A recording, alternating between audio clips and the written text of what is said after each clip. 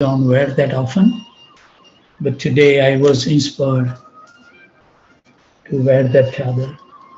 It's so nice, it doesn't have that many holes or anything. 33-year-old, wonderful feeling. Remind me of the vow that we take to surrender our life to the divine couple. And we have to say, wow, Prabhuji, now. Yes, it's a wonderful chadar, Radheshyam. It's very unique. So let's read on the Lilamrta. In the Pujari room also, when I go there, then I offer all the obeisances. And they say, why you are offering? When I entered in the temple ground even, that Amrit Rasha Prabhu, who always joined, so I saw him coming out of the gate and I offered him on the street. And he said, Prabhuji, it's too cold for you, don't do this. I said, no, I don't come to the temple there regularly to offer my obeisances. So whenever I got chance, I offer so many obeisances. So this was something very nice. So let's read. I think I will read a couple of lines to bring up to the speed and then we will continue. Some of the boys had found the innards of an upright piano waiting on the curb with someone's garbage, and they had brought it to the temple and placed it near the entrance. So during a kirtan, freewheeling guests would run their hands over the wire, creating strange vibration. Robert Nelson, several weeks back, had brought a large kartal that one now hung from the ceiling, dangling close by the Swami's dance. I think Manani Mataji sent me yesterday that name, but I cannot confirm, but we can dwell on it. What she wrote was, Keith, I can assure that that's Kirtanand Maharaj, but I don't know, but Robert Nelson, according to her, Manani Mataji, it says Sasur Maharaj. And Howard is Brahmananda Swami. That also too, I don't know, I have not come across yet. And Willie, that's Umapati Swami Maharaj, that's 100% correct. So two of them I know for correct, two of them we will find out at the right time. But this is according to Manani Mataji. So let's continue. But there was a limit to the extravagance. Sometime when a newcomer picked up the kartals and played them in a beat other than the standard 1, 2, 3, Swamiji would ask one of the boys to correct him, even at the risk of offending the guest. Prabhupada led the chanting and drummed with one hand on a small bongo. Even on this little bongo drum, he played Bengali Mridanga rhythms, so interesting that the local Congo drummer used to come just to hear Prabhupada playing that bongo. Haribol. And in his word, the Swami gets in some good licks. The Swami's kirtan were a new high, and the boys would glance at each other with widening eyes and shaking heads as they responded to his chanting, comparing it to their previous drug experiences and signaling each other favorably. This is great. Haribol. So we should see it, even the LSD and whoever they take, they feel same happiness by chanting Hare Krishna. What a nice realization we can hear from them. This is great. It's better than LSD. Hey man, I'm really getting high on this. And Prabhupada encouraged their newfound intoxication. So as maestro of these kirtans, he was also acting expertly as guru. Lord Chaitanya had said, quote, there are no hard and fast rules for chanting the holy name, unquote. And Prabhupada brought the chanting to the Lower East Side just that way. Quote, a kindergarten of spiritual life, he once called the temple. Here he taught the ABC of Krishna consciousness, lecturing from Bhagavad Gita and leading the group chanting of Hare Krishna.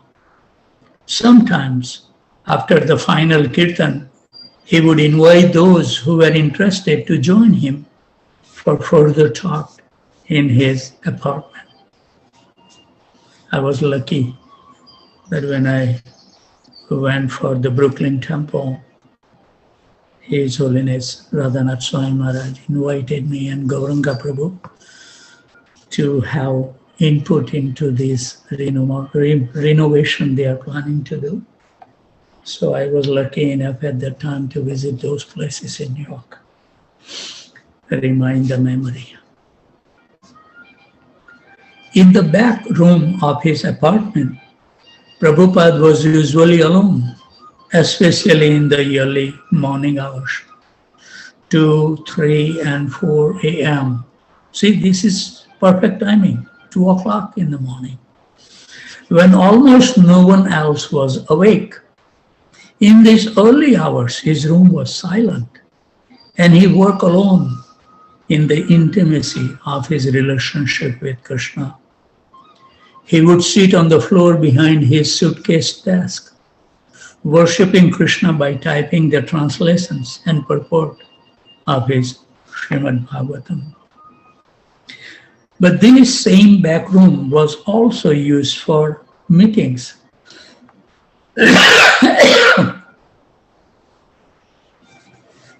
And anyone who brought himself to knock on the Swami's door could enter and speak with him at any time.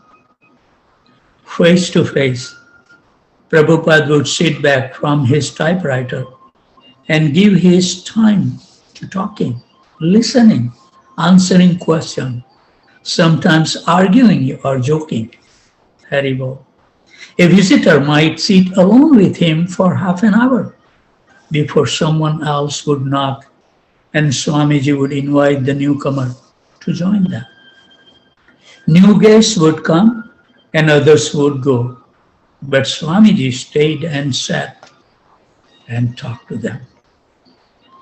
Generally, visits were formal. His guests would ask philosophical questions and he would answer, much the same as after a lecture in the storefront. But occasionally some of the boys who were becoming serious followers would monopolize his time, especially on Tuesday, Saturday, and Sunday nights, when there was no evening lecture in the temple. Often they would ask him personal questions. What was it like when he first came to New York? What about India? Did he have followers there? Were his family members devotee of Krishna? What was his spiritual master like? And then Prabhupada will talk in a different way, quieter, more intimate, and humorous. So he told how one morning in New York, he had first seen snow and thought someone had whitewashed the building. He told how he had spoken at several churches in Butler.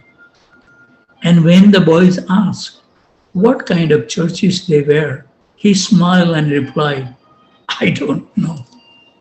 And they laughed with him.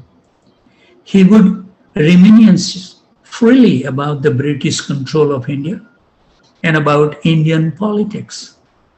He told them it was not so much Gandhi as Subhash Chandra Bose who had liberated India. And it says that nobody has yet found where the Subhash Chandra Bose is. Maybe he's like one of those personalities there who are living still, right? In the roots of Himalayas. Who knows? Subhash Chandra Bose started the Indian National Army, and he entered into an agreement with Hitler that Indian soldiers fighting for British India who surrendered to the Germans could be returned to the Indian National Army to fight against the British. And it was this show of force by Bose, more than Gandhi's non-violence, which led to India's Hare independence. Krishna, bye. Haribo. Jayanti Balram Prabhuji, do you have anything to add? Oh, okay. He talked of his childhood at the turn of the century when street lamps, 6:57, that's the reason, Prabhuji, alert me. It's time to close. But I think let's read a little bit. No? He talked to his childhood at the turn of the century when street lamps were gaslit and carriages and horse-drawn trams were the only vehicle on Calcutta's dusty streets. These talks charmed the boys even more than the transcendental philosophy of Bhagavad Gita and drew them affectionately to him. He told about his father, Gaur Mohan De, a pure Vaishnava. His father had been a cloth merchant and his family had been intimately related with the aristocratic Muliks of Calcutta. The Muliks had a deity of Krishna, and Prabhupada's father had given him a deity to worship as a child. He used to imitate the worship of the Govinda deity in the Muliks temple. As a boy, he had held his own Rath Yatra festival each year, imitating the miniature, the Jaijating festival at Jagannath Puri. And his father's friend used to joke, "Oh, Rath Yatra ceremony is going on at your home, and you do not invite us? What is this?" His father would reply, "This is a child's play, that's all." But the neighbor said, "Oh, child's play? You are avoiding us by saying it's for children." Very well. So I think we should stop here. 6:58. Anybody has any question, comment, corrections, chastisements before we end our session? It's a cold day, and I think, I don't know, maybe two nights at least, I think it will be below freezing temperature. Hare Krishna Prabhu, please extend humble obeisances. All Hare glories to Srila Prabhupada. Hari All Bol. glories to your service. Prabhu, I sent a message just to read and you can give answer later on. If you can Okay. make plan to visit Baton Rouge, I will discuss with Dr. Madan Kundu Prabhu. Okay. I need your blessings. We Hari need your Bol. blessing at our center to run smoothly. So, Right. any week you can come like Saturday and then you can do program Sunday and you can leave Monday. Whatever convenience for you, Prabhu. Please let Okay. us know. Okay. Thank I you. will read it and I'll respond. Okay, Prabhu. Here. Let me see. The Gaur Purnima is coming on March. So this week or next week, whatever you feel. Yeah.